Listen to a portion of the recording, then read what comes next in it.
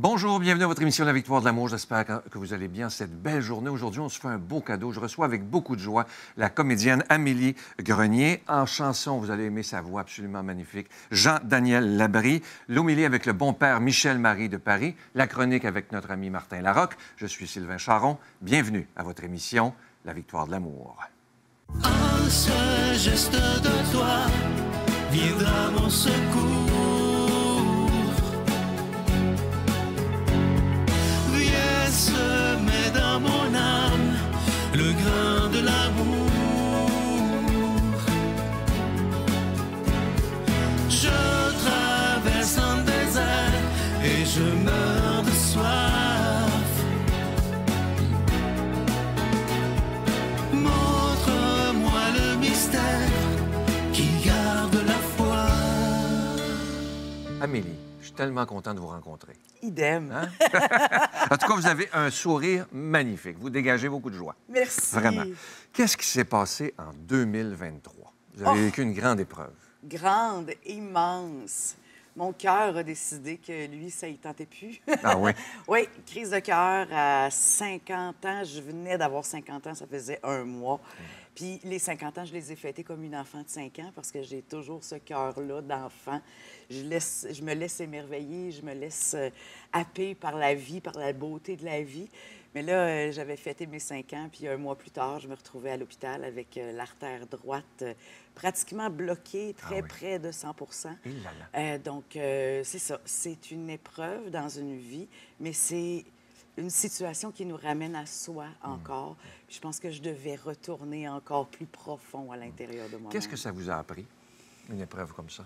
Ça doit remettre les pendules à l'heure. Ça remet les pendules à l'heure. Et ce que j'ai compris dans tout ça, c'est que la vie que je menais était la bonne, étant donné que quand je suis revenue de tout ça, je suis retournée dans cet événement-là en me disant j'avais aucun regret, j'avais aucun remords, j'étais juste prête à m'endormir et à m'en aller vers cette nouvelle vie qui m'attendait. Donc vraiment, vous n'avez pas eu peur? Pas du tout.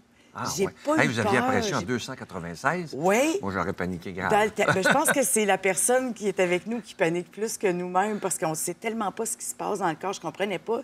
J'avais vraiment l'impression que c'était juste un malaise d'entraînement parce que j'avais recommencé à m'entraîner puis tout ça. Puis finalement, OK, la crise de cœur, go, il faut réouvrir l'artère, il faut mettre des stents, faut tout le côté plus technique et tout ça.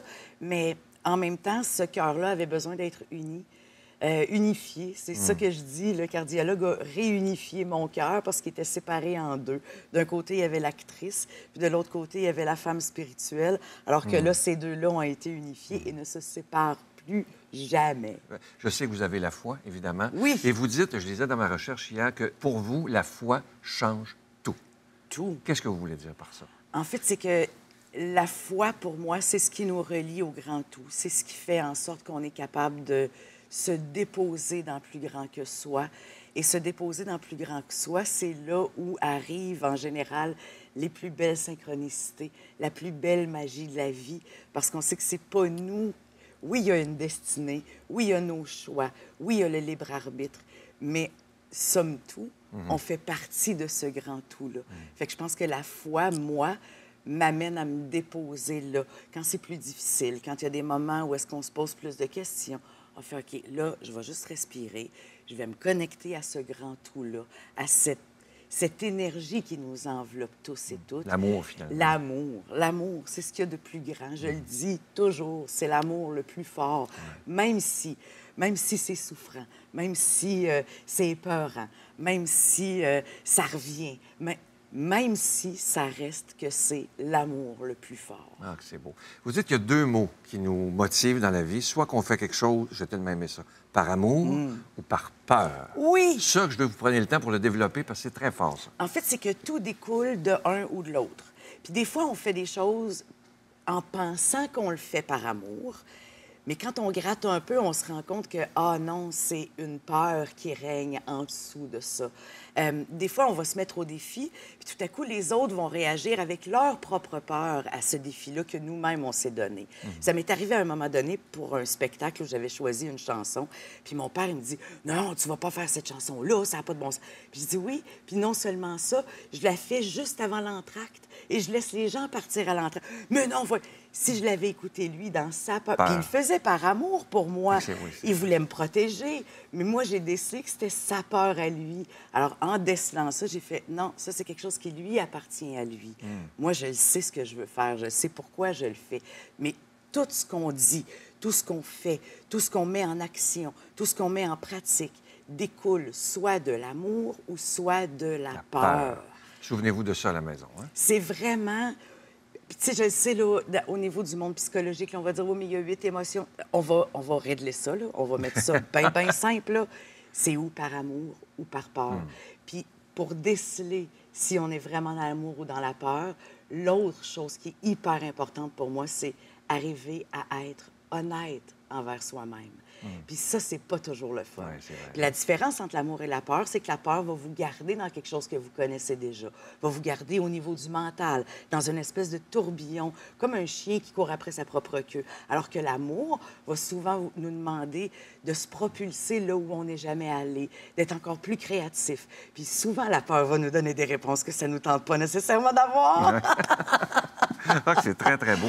Je veux revenir sur quelque chose que vous avez dit au début, que le cœur était séparé. Oui. Entre spirituel et comme actrice. Oui. Pourquoi il était séparé? Il était séparé parce qu'on a l'impression que notre vie spirituelle est quelque chose de tellement personnel, alors que moi, je porte ça depuis que je suis toute petite. À l'église, quand j'étais petite, je me promenais de banc en banc pour aller voir les gens. J'ai toujours été attirée par l'être humain. J'ai une fascination de cette expérience qu'est la vie humaine. Ça m'a toujours intéressée. Donc, je pense que c'est par là qu'il faut aller. C'est à ça qu'il faut dire oui. C'est là où est-ce qu'on existe vraiment dans le rapport à l'autre. Mais dans le métier d'acteur, souvent, on va mettre ça de côté parce qu'on se dit, bien, là, il faut que je réponde à la commande. Donc, ces deux parties-là étaient comme séparées. Alors qu'aujourd'hui, je me dis, mais non, un nourrit l'autre et un ne va pas sans l'autre parce que je suis dans cette entièreté-là de l'être. Oui, je suis une actrice, je suis une humaine, je suis une femme, mais je suis aussi un être excessivement spirituel. Et cette spiritualité-là nourrit chacun des personnages. J'ai gagné un Gémeaux dans ma vie. Et le Gémeaux a été gagné parce que j'aimais. C'était pour Micheline Lavigueur dans Les Lavigueurs. Ah, oui, oui, oui. Mais cette femme-là, tout ce que j'ai eu à faire pendant ce tournage-là, ça a été aimer. Elle aimait ses enfants, elle aimait sa vie, elle aimait son mari. Donc, j'ai gagné un Gémeaux parce que j'ai aimé. Fait que c'est là où est-ce que je me suis dit, non, ça va ensemble maintenant. Toute beauté. Est-ce que, justement, avoir une grande vie spirituelle comme vous avez peut parfois déranger des collègues? Assurément. Ah oui? Assurément, parce que c'est confrontant. C'est confrontant d'être vrai dans un monde où c'est le paraître, c'est la vitesse d'exécution. Moi, j'aime ça, qu'on s'assoie puis qu'on prenne le temps de parler d'amour. Où est-ce qu'on peut le faire ailleurs qu'ici, au niveau de la télé? Il n'y a pas beaucoup d'endroits où on nous laisse cet espace-là. C'est Donc, vrai, hein? On ne l'a pas, cet espace-là. Moi, c'est pour ça que je suis super contente d'être ici, parce que je me dis, enfin, je vais pouvoir jaser d'amour librement avec quelqu'un. Ça ne sera pas coupé au montage. Ça ne sera pas coupé au montage. Ça va être gardé. C'est là pour ça. Alors que c'est un sujet qui est tellement profond, ce qui nous réunit tous ensemble, c'est ça. C'est l'amour. Mais oui, c'est confrontant. Parce que quand il y a quelque chose qui ne fait pas mon affaire ou avec lequel je ne suis pas alignée ou que je ne suis pas dans mon cœur puis dans cet amour-là, je fais « Oh, un instant. Non, est-ce qu'on peut m'expliquer pourquoi on fait ça? Pourquoi moi, je me sens pas bien présentement? Ah, parce que ça, c'est pas répondu. Parce que j'ai besoin d'être en connexion. J'ai besoin de ressentir l'autre. J'ai besoin de... Mais ça, cette volonté-là et ce besoin-là, c'est pas tout le monde qui l'a. La vie va excessivement vite. La majorité des gens sont en 5e vitesse. Je dirais que je suis à peu près ça à 2. Fait que cette lenteur-là, souvent, dérange les autres aussi parce que je prends plus de temps. Mais ce temps-là, il m'appartient, surtout depuis une crise de cœur. Ouais, ça vous a fait réfléchir, hein? Beaucoup. Ouais. La gratitude est extrêmement importante pour vous. À tous les jours. Vous la vivez comment? Oh mon Dieu, dans le regard de l'enfant que je porte. Je peux m'arrêter pour regarder des fleurs pousser puis dire, mon Dieu, merci. Le soleil, le vent sur ma joue, passer à côté d'une cour d'école puis entendre les enfants s'amuser. Regarde, tu vois, c'est ça que ça fait. Puis la gratitude, c'est le meilleur remède contre la peur. Oh. Quand on a peur de quelque chose, quand on a peur d'une situation, si on enlève le focus sur cette peur-là et qu'on ne fait que focusser sur « mais qu'est-ce que j'ai présentement? Qu'est-ce qui m'entoure présentement? Sur quoi je peux dire merci? » Je peux dire merci pour la santé que j'ai. Je peux dire merci pour l'environnement dans lequel je suis. J'ai un toit au-dessus de la tête. J'ai des amis sincères. J'ai une famille proche. Donc, focusser sur la gratitude est le meilleur remède à l'angoisse. Oh, c'est beau, ça. Oui, vraiment. C'est très, très beau. Malgré la crise de cœur que vous avez eue, ça m'a étonné, vous n'avez pas peur de la mort. Ah, pas du tout. Ah, ça a l'air sincère, toi. Pas du tout. Non, parce que c'est pas... On parle de mort, mais quand on parle de mort physique. Et c'est ce que j'ai expérimenté aussi avec la crise de cœur, c'est qu'à un moment donné, ce corps physique-là est devenu d'une légèreté incommensurable. Et c'est là où je me suis aperçue que c'était plus le corps que je sentais, mais que c'était la légèreté de mon âme. Et c'est ça qui est différent.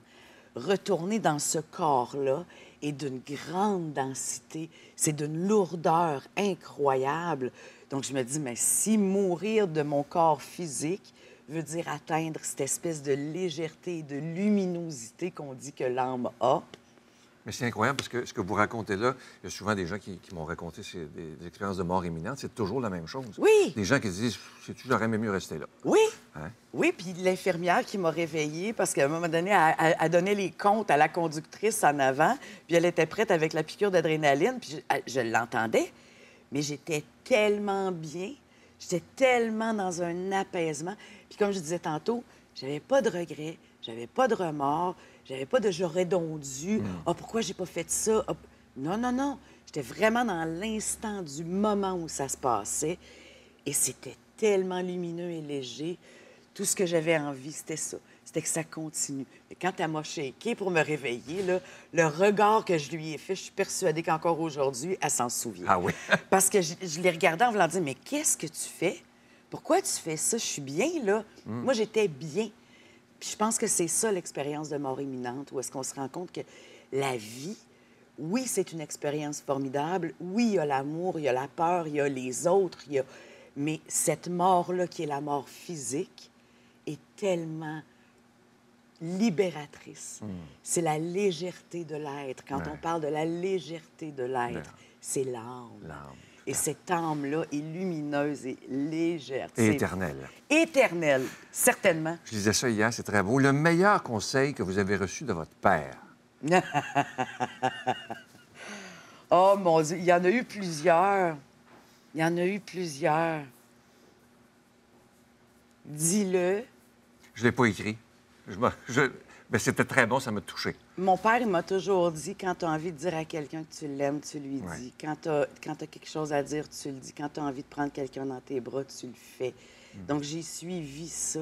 J'ai suivi cet élan-là, puis je suis restée, je pense, cet enfant-là intérieur, où est-ce que d'être dans le moment présent et d'exister et de vraiment dire la vérité dans le moment présent, c'est probablement un des plus beaux cadeaux qu'on peut se faire à soi-même.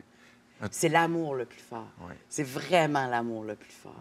En tout cas, ça va passer vite, vous êtes une femme extrêmement lumineuse. Merci. Je veux vous le dire. Quand je vous ai vu arriver tantôt, avant le maquillage, je me disais, mon Dieu, vous dégagez justement de l'amour, beaucoup d'amour. Je vous souhaite beaucoup, beaucoup de santé, une très longue vie. Merci. Et je vais vous offrir cette belle carte de Marie qui dit ceci, « Mon enfant, je suis toujours près de toi et je t'aime, ta mère. » Je vous l'offre. Merci. Et je vous offre une très, très belle chanson interprétée, vous allez voir, il chante bien, lui a fait la voix d'ailleurs, interprétée par Jean-Daniel Labrie, « Dieu fidèle ».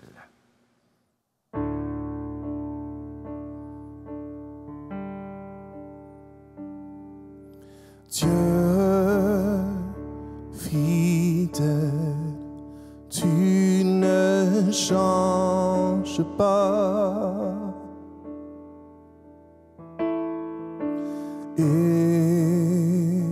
Éternel, mon rocher, ma paix,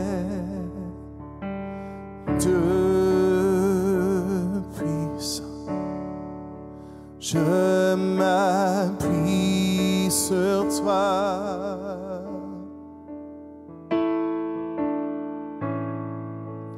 Et je crie vers toi, car tu es mon Dieu.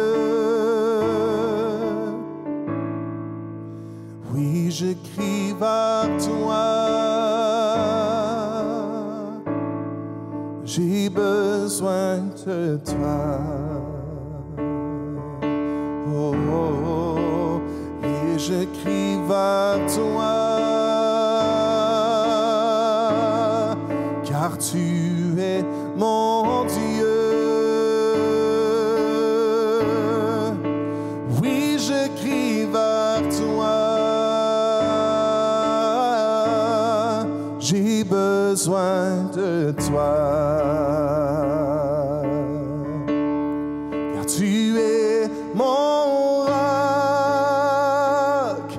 au jour de la détresse. Et si je tombe, tu me relèves.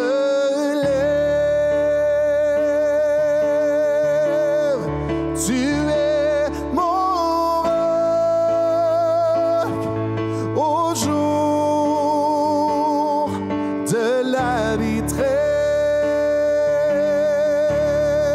Et si je tombe, tu me relèves. Et dans la tempête,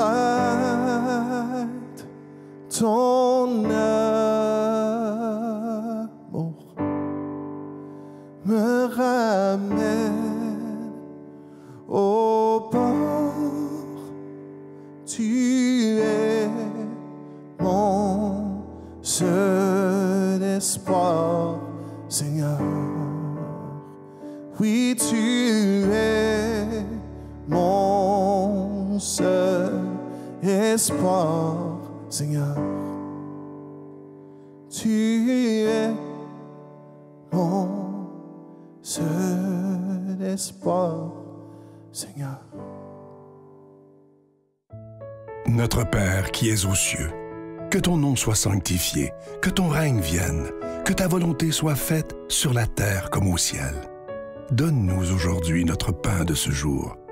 Pardonne-nous nos offenses, comme nous pardonnons aussi à ceux qui nous ont offensés. Et ne nous laisse pas entrer en tentation, mais délivre-nous du mal, car c'est à toi qu'appartiennent le règne, la puissance et la gloire pour les siècles des siècles. Amen. La Victoire de l'amour vous invite à célébrer 30 ans d'amour au Centre Vidéotron de Québec le 24 mai 2025 de 13h à 17h. Avec Mélissa Bédard, Patrick Normand, Nathalie Laure, Guylaine Tanguay et la présence exceptionnelle de Michel Thor. Témoignages et conférences avec Sœur Angèle, Dominique Bertrand, David Bernard, Christine Michaud, Martin Larocque, Claire Jacques, Victor et l'équipe de la Victoire de l'amour. Billets en vente maintenant sur lavictoiredelamour.org. Je suis tellement content de vous présenter, je vous en parle depuis un mois, de ce magnifique cœur de l'espoir. Vous savez, ce cœur en pierre d'agate verte qui est absolument magnifique. Ça vient avec la chaîne qui est en acier inoxydable, donc ça ne ternira pas. Si vous vous souvenez, il y a quelques années, on vous avait proposé le cœur bleu. Ça avait été, vous aviez été tellement content de ce bijou-là. Alors là, c'est la même chose. Donc, la pierre que vous voyez présentement, il n'y a pas de peinture dessus. C'est vraiment la pierre qui est de couleur verte. Et on dit que le vert, c'est la couleur de l'espoir et de l'espérance. Je vous rappelle également que ça vient avec la chaîne qui est en acier inoxydable, donc cette chaîne-là ne ternira pas. Il y a aussi cette magnifique carte de Marie. On en est fiers, je dois vous le dire. Elle est absolument magnifique. Et ça se donne vraiment bien en cadeau à quelqu'un pour qui les moments sont difficiles présentement, vit des moments d'incertitude, de maladie même, d'anxiété. Juste donner cette petite carte peut faire un bien énorme. Je vous rappelle que ces bijoux, les bijoux et la carte sont déjà bénis. Merci de tout cœur de ce que vous faites et de ce que vous ferez pour la Victoire de l'amour. Voici comment vous procurer ces cadeaux. Par la poste, à la Victoire de l'Amour, casier postal 120, succursale Boucherville à Boucherville, le J4B 5E6. Ou par téléphone, par carte de crédit, du lundi au jeudi, de 8h à 17h, au 514-523-4433, ou à notre numéro sans frais, le 1-888-811-9291. Également sur notre site Internet, le www.lavictoiredelamour.org. Avec votre don, vous recevrez aussi un reçu pour fin d'impôt. Merci de donner des mains à la Providence. Merci d'investir dans votre foi. Mon Dieu, donnez-moi la sérénité d'accepter les choses que je ne peux changer, le courage de changer les choses que je peux et la sagesse d'en connaître la différence. Amen.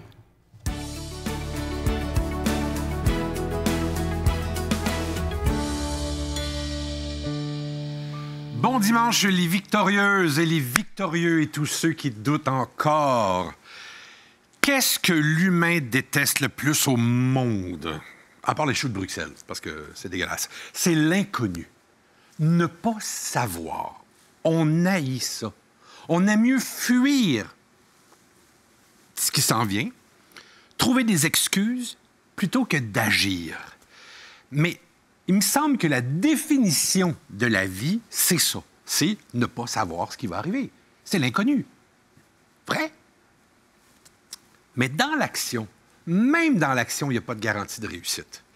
Ça se pourrait que tu rates ton coup, puis... Mais l'échec fait partie du succès, non? J'ai lu cette phrase-là qui me faisait plaisir. Si t'échoues pas, c'est que t'essayes pas. Puis pour avoir quelque chose que tu n'as jamais eu, tu dois faire quelque chose que tu n'as jamais fait. OK? Vous me suivez là-dessus? Fait que ces excuses-là qu'on se donne, est-ce qu'elles sont valables? Et qu'est-ce qu'il faut faire pour changer? Checkez bien ça comme c'est le fun. Vous n'avez pas besoin de plus de motivation dans la vie. Vous l'avez, la motivation. Vous avez besoin de plus de discipline. Ah, on change le regard totalement. Vous n'avez pas besoin de plus de temps pour faire quelque chose. Si vous êtes la personne qui trouvait des excuses pour pouvoir faire, vous n'avez pas besoin de plus de temps. Vous avez besoin de moins de distractions. Ah, on travaille, là. On travaille plus fort. Vous n'avez pas besoin de plus de volonté. Vous n'avez de la volonté. Vous êtes là, vous nous écoutez, vous souhaitez, vous réfléchissez avec moi. Vous avez besoin d'un meilleur système en place pour agir. Vous n'avez pas besoin de buts plus réalistes. Un but, c'est un but, on l'essaye, il faut... Mais ce que ça prend, c'est une équipe. Faites pas ça tout seul. Allez chercher du monde, demandez conseil, entourez-vous. Restez pas seul. Ce conseil-là là, sonne très, très fort dans ma bouche parce que moi, non. Tu sais, maintenant, oui. Vous n'avez pas besoin de plus de possession. Vous avez besoin de reconnaître ce que vous avez déjà. Vous n'avez pas besoin de plus d'argent. Vous avez besoin de revoir vos valeurs. Ça change toute la perspective, non? Sur agir, réussir, sur cet inconnu-là. C'est vrai que demain, c'est inconnu, mais on ne peut pas le fuir. C'est comme le nez d'en face, tu sais. Je ne peux pas dire je ne le veux plus. Standard equipment, là. Alors, pensez-y à ça. Ayez pas peur. La réussite est dans l'échec. Vous en valez la peine? Bonne semaine.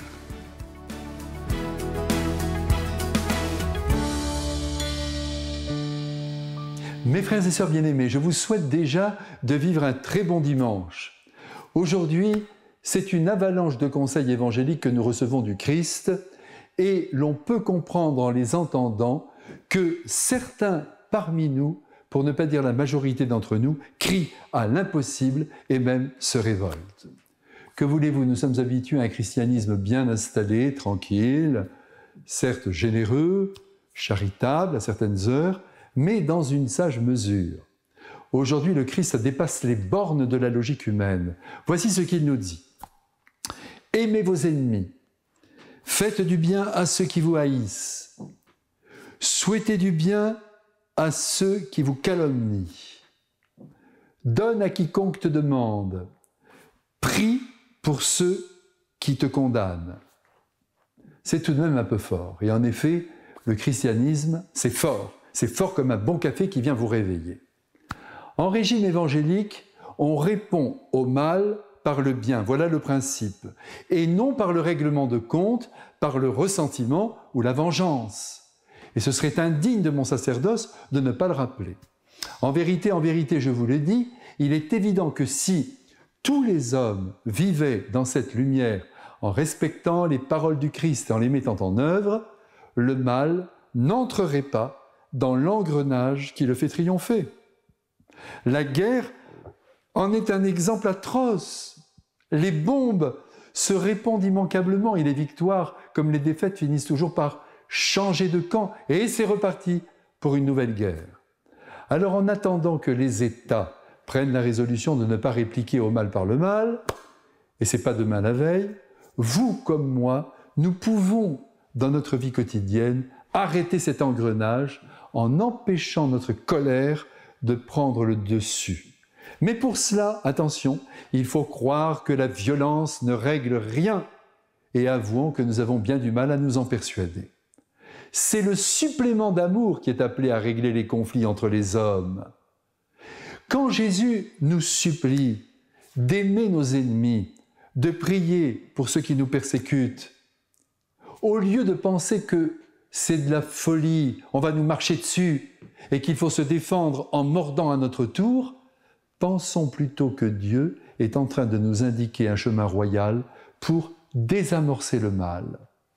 Et quand il nous dit « Donne à qui te demande, si on te réclame ta chemise, donne aussi ton manteau », ne crions pas au scandale et écoutons la suite de son propos qui éclaire ce qu'il nous demande. « Fais aux autres ce que tu voudrais que les autres fassent pour toi. » Et il est vrai que si on se retrouvait dans une situation difficile, par exemple sans chemise, on serait heureux d'en recevoir une, avec un manteau en plus.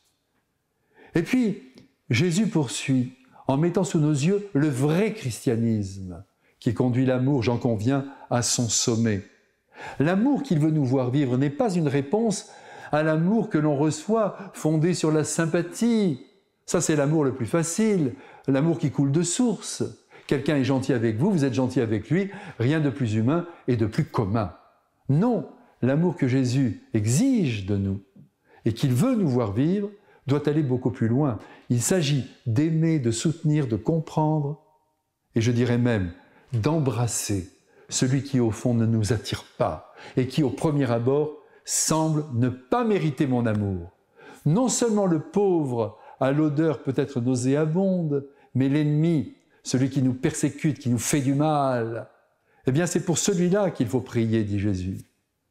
Ah, quel dépassement sensible cela exige. Bien sûr, il faut s'entraîner, parce que sinon on n'y arrivera pas. Il faut s'entraîner pour parvenir à ce sommet d'amour. Et voici comment. Je vais vous donner un exemple. Vous ramenez par exemple à votre pensée la personne que vous haïssez, et vous répétez lentement ces mots, les yeux fermés. Jésus, je te présente ton enfant qui m'a fait du mal. Il est sans doute mieux que je ne le pense, et il a comme tout le monde fait de bonnes choses dans sa vie. Je n'ai donc pas le droit de le résumer à sa relation avec moi. Aide-moi, Seigneur, à l'aimer avec toi, puisqu'il est ton enfant et que tu as donné tout ton sang pour lui. Voilà, chers amis, ce que Jésus attend de nous. Essayons d'aimer de cette manière. Je vous bénis de sa part. Amen. Je vous salue Marie, pleine de grâce. Le Seigneur est avec vous. Vous êtes bénie entre toutes les femmes, et Jésus, le fruit de vos entrailles, est béni. Sainte Marie, Mère de Dieu, priez pour nous pécheurs, maintenant et à l'heure de notre mort. Amen.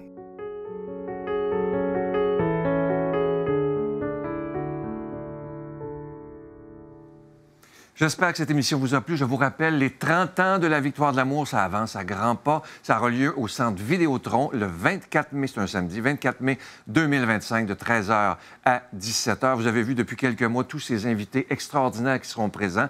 Et vous, je l'espère d'ailleurs, parce qu'il y a tellement longtemps au Québec qu'il n'y a pas eu de grands rassemblements de croyants qui sont rassemblés ensemble pour la plus grande gloire de Dieu. Alors, merci d'être présents. Je vous rappelle que les billets sont de seulement 16 $ à 34,75 $. Ça comprend les taxes, ça comprend les frais de billetterie, il n'y a pas de surprise. Et il y a aussi, si vous voulez venir en autobus, il y a Groupe Voyage Québec qui organise des autobus d'un peu partout au Québec.